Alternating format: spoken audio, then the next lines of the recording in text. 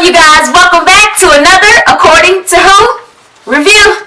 So, we are talking about Insecure. Let's just jump right into it. So, it starts off, you guys remember last episode when Issa just like ditched Molly and was like, fuck it, don't have time for this. Well, Molly saw Issa. She saw Issa, she goes back to the apartment, and she tells Andrew that Issa basically dipped out on her. She was going off, having a whole rant about Issa curving her ass to the max.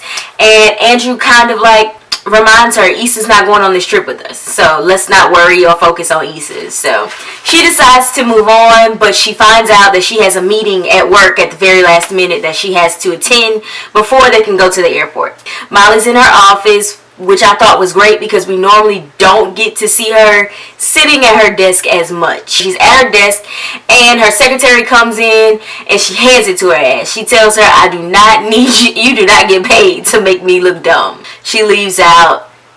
Next, we find out that Molly and Andrew are flying premium plus, and Andrew wants all the fucking pluses. But the highlight of the plane scene for me was Regine Hunter from Living Single. She was playing a recently divorced woman who's claiming or reclaiming her life. Her husband took her life and now she's reclaiming it, and she's on day 3. She's very specific about the day that she's on. So she's basically the annoying ass neighbor on the plane that we all hate.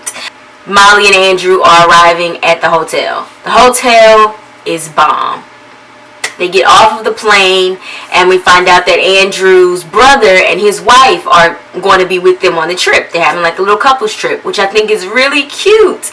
So the brother is like super excited, way too much energy for anybody just getting off the plane. He just had way too much energy and way too many plans. Everybody knows when you land, you take a nap. Nobody's trying to do too much when you first land. You want to take a nap. I'm tired, sleepy time. I need to get my energy. You'll see me tonight. But he had plans. They decided they were going to 86 his plans, and they went back to the hotel room. They get back to the hotel room, and they have been chatting about these special surprise gifts that they brought on the trip. Well, Molly breaks out with her gift, her surprise, and it's really cute lingerie. Throughout this entire episode, Molly had the cutest swimsuits and the cutest lingerie. So she breaks out her lingerie like, bam, check me out. And Andrew's like, cute. He hit her with the cute. And then he brings out his surprise. This nigga got a vibrator. He got butt balls. He has, I think he had a whip. He just had a whole bunch of kinky stuff. And she had lingerie. Molly and Andrew clearly had their wires crossed because they did not have the same mindset or were not on the same page when it came to surprises for the trip. They end up having sex out on the balcony. The next day, they go on this cute little fun morning outing with Andrew's brother. They go hiking up a mountain. They bump into the crazy lady from the plane, played by Regine. I can't think of her real name right now, so I'm going to continue to call her Regine Hunter. But they bump into her. She's like day 4. She's hiking, full of energy, in a much better mood than before. And then she's like, I'll just see you guys for dinner. She disappears. They hike up the mountain. They make it up there. The view is incredible. And then they find out they're going to zip line down. That looked like so much fun to me. I wasn't mad at the zip line down. So they zip line down. Then they end up back at the hotel. When they get to the hotel room, Andrew gets a call from Nathan. Nathan can't get into something, so Andrew's kind of trying to tell him, get through the little technical difficulties that he's having. And they hear Issa in the background. So, that's like a trigger for Molly to start talking about Issa again. So she's going off about, she went back to this nigga, da-da-da-da. And she finds out that Andrew's really not cool with her talking about his friend like that, because she doesn't really know the whole story. So he tells her like Nathan was really going through some mental health stuff at that time, so he took some time himself to work things out. And she was kind of trying to kind of figure out what it was, but he wasn't really giving her much. But he shut that down and nipped it in the bud. I'm glad he stood up for his friend, because Molly really didn't know. We really didn't know what happened with Nathan during that particular time. We just knew it was fucked up that he ghosted Issa. But they continue to move on, and we move to a pool scene.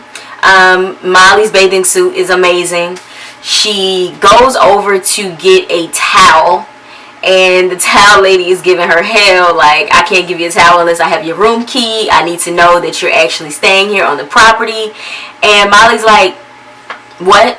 You just gave 3 other groups of white people towels, and now all of a sudden the black girl walks up, and now you need some type of identification or proof showing that I'm actually staying here.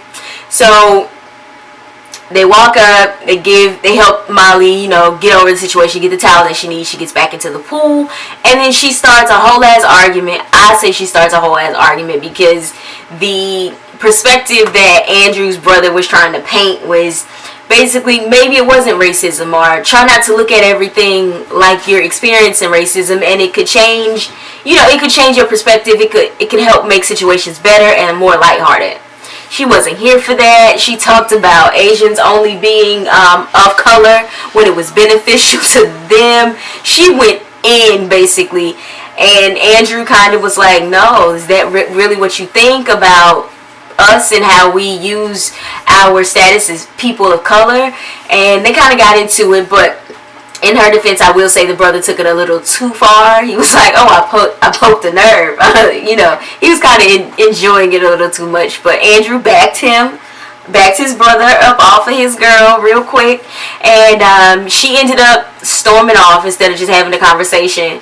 And they go back to the room. They don't talk. They're miles apart in the bed. She wakes up the next morning, and she's used to niggas leaving her. So she looked over to the left, and she saw that he wasn't there in the bed with her, and she automatically, her face told me she thought the worst. But as soon as she turned over, he was walking in the room, and he basically told her that he told his brother he was out of line, and that they wouldn't be continuing the vacation together. And she was like, thank you, I hope I didn't fuck things up, blase, blase, blase. He's like, no, don't worry about it. I think that was kind of the first time they had like a conversation based on race, which I don't know, I've never been in an interracial relationship, so I don't really know how that conversation goes. I just know it has to be a conversation, because moments like that would continue to pop up and occur. But they breezed through that. He acts like nothing happened really on her end at all. He doesn't make her take any accountability, which no one makes Molly take any accountability at all, ever. They pack up, they go, they're headed back to the airport. They get to the airport, and who do they bump into? Lawrence. Lawrence is coming from somewhere. I don't necessarily remember where he was coming from, but he's coming from somewhere. They have this awkward conversation where she's trying to give him a reference from a movie.